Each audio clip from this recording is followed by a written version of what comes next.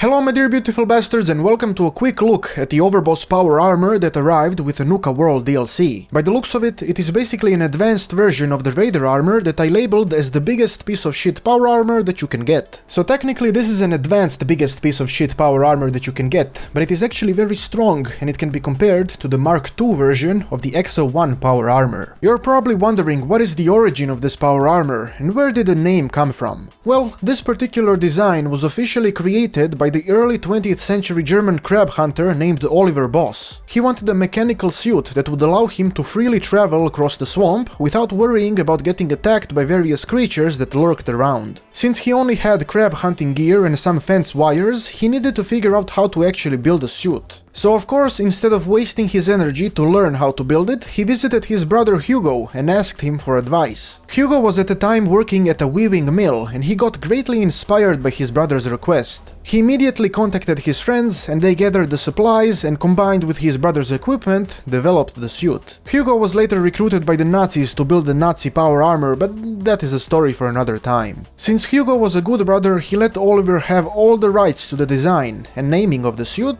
and therefore the name Overboss was born. Oliver continued building his crab hunting business, and his suit was so strong that he was able to raid other crab hunters and develop a huge society of raiders who do not need to hunt for crabs anymore, because their insane levels of fucking brought crabs to them. The upgrades that are available to the suit are pretty much the same as for the regular Raider power armor. Every part has the welded upgrade that increases damage resistance and health of the suit, while it also lacks the upgrade for a jetpack. Over time, Oliver upgraded his suit, but his upgrades were very intelligent, because he knew that raiding and creating such a society attracts very stupid people. So the most important upgrades he placed were located on the helmet. They were internal database that increases intelligence and a bright headlamp that shines into the skulls of the stupid. Given that raiders like fistfights, the arms were upgraded to rusty knuckles that create bleeding from unarmed attacks, while the legs were upgraded with calibrated shocks, because your typical raider comes from a poor family and they will want to steal and carry a lot of shit. The torso has the welded rebar, because again, fist fights happen often. The upgraded suit isn't too strong compared to the standard one, but it does make the wearer smarter and stronger in fist fights, which is exactly what raiders need.